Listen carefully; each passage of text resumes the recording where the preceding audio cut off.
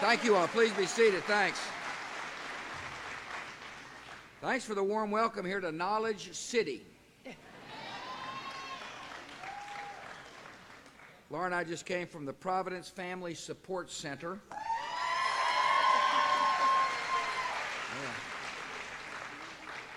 You got reason to cheer. It's a fabulous place, and we really appreciate the Sisters of Divine Providence for letting us visit.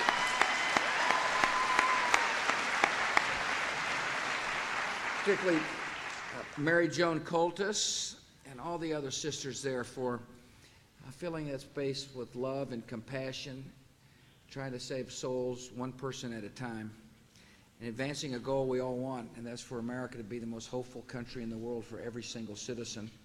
And that's really what we're here to talk about.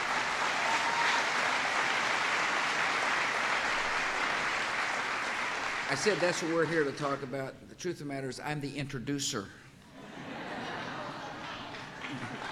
Yeah.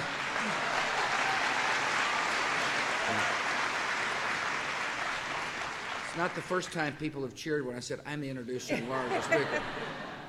I do want to thank Senator Arlen Specter for joining us today, and I appreciate him coming here.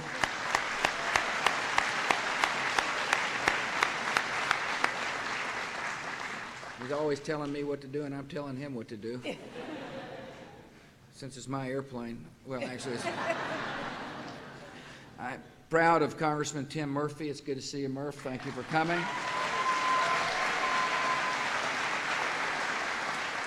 Congresswoman Melissa Hart, thank you for being here. It's always good to see Bishop Donald Worrell. Thank you, sir. Gosh, I think I've been with the bishop 3 or 4, maybe 5 times. Every time I'm with him, he talks about education. He loves education. And it's one of the things, when you talk about a hopeful America, it's important to always keep in mind the cornerstone of a hopeful America, the foundation of a hopeful America, is an education system which makes sure every single child can read, write, and add and subtract. It's the beginnings of what a hopeful America is about. And I appreciate, Bishop, your leadership when it comes to the Catholic education system here in Pittsburgh. It's a model of excellence. It is someday I hope that we're able to further the ability for parents to escape failure and go to any school they choose, or send their children to any school they choose. Speaking about organizations at work, I appreciate the Community College of Allegheny County for, 1, lending us a facility, and 2, providing an education that is affordable and flexible and market-driven.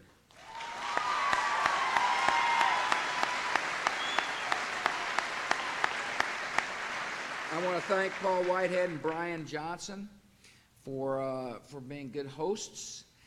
You know, the community college system is a vital part of making sure people are able to gain the skills necessary to fill the jobs of the 21st century.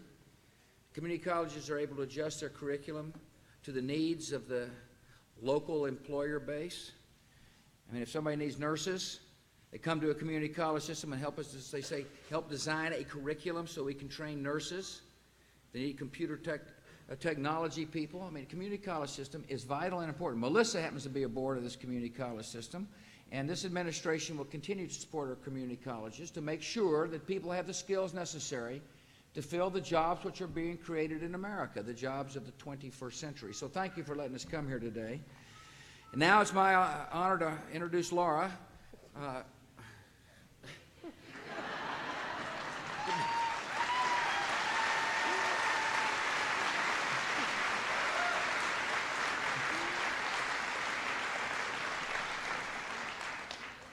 She and I share a passion that we've got to make sure that the great strength of our country, that is the hearts and souls of our citizens, are directed in such a way that every child can be saved. That's what we want. And we're worried. We're worried about gangs. We're worried about drugs. We're worried about bad choices. But we also know that if we can, in our small way, encourage people to put their arm around somebody and say, I love you, what can I do to help you? If we can encourage people to step forward and to volunteer their time and talent and compassion, this country can be a better place. So one of the big initiatives that will be leading on behalf of my administration, the country, is how to utilize the assets at our disposal to make sure that every single child, every single person has a bright and hopeful future. You know, de Tocqueville years ago wrote about America. In 1832, he wrote about the great capacity of our country to have people who cared about their country to be able to associate in a voluntary way, to kind of transcend individualism. In other words, what he was really saying is America is a unique place where people come together to serve a cause greater than themselves. And I think the patriotism of the 21st century can be found when somebody goes to the center we just came at, volunteer his or her time, and says to a child, I love you. What can I do to help you to realize your dream? And Laura's here to talk about that on behalf of our country. I'm proud of her as the First Lady. I love her dearly as a wife. She's a fabulous mother. Laura Bush. Thank you so much, darling. Thank you all so much. Thank you very much. Thank you. Thank you all. Thanks so much. Thanks. Have a seat. It's an honor to be introduced by the President of the United States, and this is a real role reversal. I've listened to 1 million of his speeches. Now he's going to get to listen to one of mine. I wanted to thank everyone here. Thank you all very much for coming out here to the Community College of Allegheny County and welcoming us. Monsignor William Kerr, Sister Maria Fast, and Trish Donshauer, thank you all very, very much for being here with us. And thanks to the men and women of the Providence Family Support Center who just showed us their work. We dropped in on 2 programs, a great after-school program for children in the kindergarten through 5th grade, and then another program for teenagers. The teen program is new. It was started in January because the staff recognized that teenagers in their community needed a place to go after school, and they needed adults who could help them learn how to make the right choices in their lives. Identifying the community's needs and taking action to meet those needs is at the heart of helping America's youth. President Bush asked me to lead this new effort, and when he did, I eagerly accepted. For years, I've worked in schools, or I've visited schools and after-school programs that help children who might be at greater risk of getting in trouble. These programs are changing young people's lives for the better, and children and parents need to know where they can get help. Some trends among youth are heading in the right direction, but others are not. Risky behaviors, including illegal drug use, alcohol and tobacco use, violence, and early sexual activity, are still among the top causes of disease and early death among young people. In addition, more children in America are growing up without fathers in their lives, and studies show that an overwhelming number of violent criminals in the United States are males who grew up without a father. Helping America's youth will help children and teenagers by emphasizing 3 key areas: family, school, and community. The initiative highlights the importance in every child's life of a loving, caring adult, whether that's a parent, a grandparent, a teacher, a coach, a mentor, or a pastor. Helping America's Youth is an umbrella initiative that incorporates several federal programs that already exist or that have been proposed in the President's budget. This fall, we will convene a White House summit on helping America's youth. Researchers, policy experts, educators, parents, and community leaders will discuss the best way to help children avoid risky behaviors and build successful lives. Researchers will identify the causes of many, many problems that our children will face and the best and most effective plans to overcome those problems. Community groups, including faith-based groups, will tell us what's working in the field. The conference will introduce a new assessment tool that will allow communities across the country to identify the challenges that they face and the services that they already have that address these challenges and where their gaps are. Communities can then build off existing government programs as well as volunteer, faith-based, or community programs to create seamless efforts to help their local children. Over the past month, since George announced the Helping America's Youth initiative, I visited several cities to find out what difficulties today's children are facing and who is there to support them. Innovative ideas and community spirit are producing great programs all over the country. A program called Think Detroit teaches children life lessons through sports. Today in Detroit, more than 650 coaches volunteer their time to mentor thousands of young children while they coach them in sports. In Northeast Philadelphia, I visited a Boys and Girls Club that has a Passport to Manhood program. Statistics show that boys are having an especially tough time growing up. They're more likely to fall behind girls in schools. Fewer boys than women, fewer men than women are graduating from college and with master's degrees.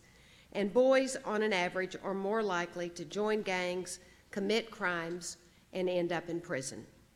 In the Passport to Manhood program, boys ages 8 to 16 meet with a group leader to talk about the characteristics men should have and the character traits they want to develop in themselves. These young men in these discussions see an ideal of manhood that respects life and women and rejects violence. The programs in Detroit and Philadelphia are successful because adults are using sports and games and communication to give young people positive messages about education and character. These adults serve as a counterbalance to negative peer pressure. They serve as a safe harbor in a place of violence, or the inspiration to keep working toward goals like graduating from high school and enrolling in college. Research shows that the more children and youth hear these positive messages from adults, the less likely they are to engage in risky behavior. Parents and family are the first and most important influence in every child's life, but we all know there's no direction book that comes with a baby. Plenty of parents need help, and organizations like the Providence Family Support Center that we just visited are providing it. Providence offers parenting classes for moms and dads, as well as help finding a job or learning how to keep a budget. Parents can take advantage of lessons in anger management, and they can participate in home visits to improve their parenting skills. Helping America's Youth includes 2 proposed federal programs to strengthen marriages and help families. A Responsible Fatherhood initiative would support community and faith-based organizations to provide education, training, and other services to help fathers stay involved emotionally and financially in their children's lives.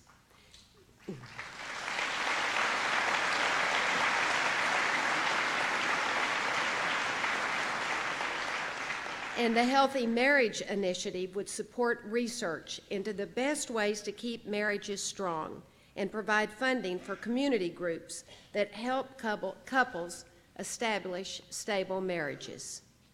Schools are the second major influence in a child's life. The No Child Left Behind Act ushered in a new era in education. Now we ask schools to show us that every child is learning. That means every child of every race in every type of school from every kind of family. Our nation will need 2 million new teachers over the next decade to achieve this goal, and we need to recruit more men and minorities to the teaching profession, men who will be good role models for the boys in their classrooms. The Community College of Allegheny County is helping by providing training for teachers with a focus on teaching in urban areas. We need excellent reading teachers. Reading is the most important skill children learn, and all of the rest of their schoolwork depends on their ability to read. Evidence shows that if students haven't learned to read on grade level by the third grade, the odds against them catching up are not great. And the student who makes it to high school without sound reading skills are at greater risk of dropping out. New research in education gives us a better understanding of how people at different stages in life, young children, teenagers, and adults, respond to different teaching methods. Part of the Helping America's Youth program is the Striving Readers program. Striving Readers assist states and school districts implement research-based reading programs for students in the upper grades. As more middle schools and high schools use these reading programs that are proven to work, more students will improve their reading skills and stay in school and be prepared for life after graduation. Last year, Striving Readers started with $25 million in funding. For 2006, the President has requested $200 million to help make sure students in every grade learn to read.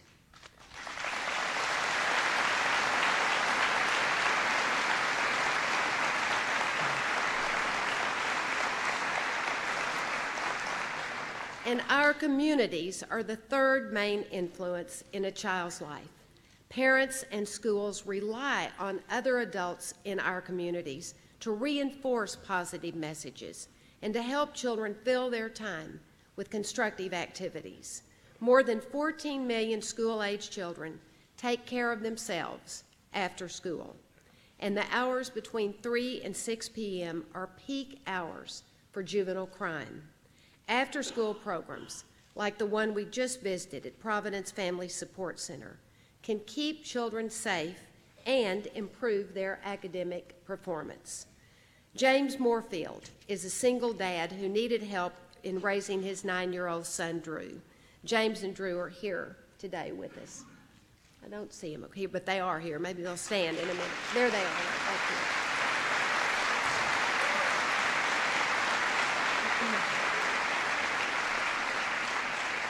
Drew has attended the after-school program and the summer camp at Providence since 2001. James said being able to leave Drew in a supportive and educational environment gives him peace of mind while he can go to work. Albert Conasella is 15 years old and by all accounts a great football player. His high school, Central Catholic, puts an emphasis on community involvement. So Albert has been spending time at Providence as a tutor and a mentor to the younger boys in the after-school program. The boys at Providence have really taken to Albert because he's still young enough to be cool. Is Albert here? There's Albert.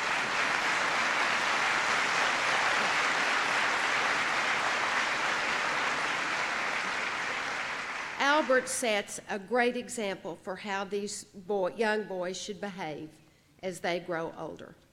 President Bush has called on all Americans to engage in 4,000 hours of community service throughout their lives. Studies show that there are 15 million children in America who are searching for a role model or a mentor. Surely, there are 15 million caring adults who can help fill that need. People who don't know where to get started can look at the USA Freedom Corps website, usafreedomcorps.gov. The site contains the largest online clearinghouse of volunteer opportunities ever created. The USA Freedom Corps and the White House Office of Faith-Based and Community Initiatives support neighborhood groups and volunteer organizations that are helping families through drug treatment, mentoring, abstinence education, and many other services. Many of the community leaders here today have worked with USA Freedom Corps and the Office of Faith-Based and Community Initiatives because both offices are useful for recruiting volunteers and expanding the reach of such organizations. The success of helping America's youth depends on organizations like these and on the individual commitment of every American. The time between childhood and adulthood is too short, as George and I can attest, and every moment in a child's life is precious. After my visit to Think Detroit, a newspaper reporter asked one of the little boys that I met what he thought of my visit. And I was moved when I read that he simply said, "I wish she could stay here."